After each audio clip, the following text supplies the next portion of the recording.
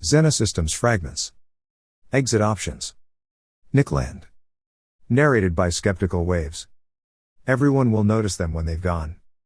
All recent policy decisions by the reigning political economic structure are intelligible as a mandatory bubble.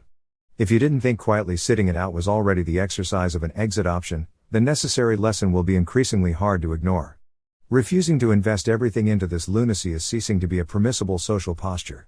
We've already reached the stage where merely seeking to preserve a pot of retirement savings has been officially recoded as something close to right-wing guerrilla warfare. Anybody with anything at all is now in the position where they are faced with an aggressive binary dilemma.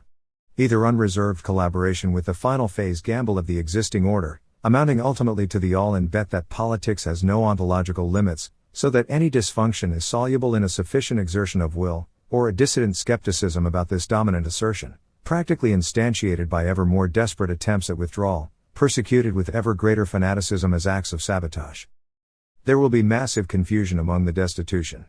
Explaining why capital preservation is being persecuted as dissent would provide the scaffolding for a counter-narrative that will certainly, eventually, be needed. Added, the basic point is this: if it is conceded to Keynes that refusing to invest in industrial production is antisocial, then, as a matter of realistic political necessity, any insane evil that the powers that be come up with gets defined as industrial production.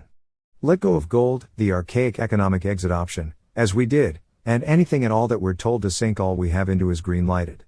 The stream was crossed without enough people noticing. Now the fascism we chose reaps its consequences. It isn't going to be pretty.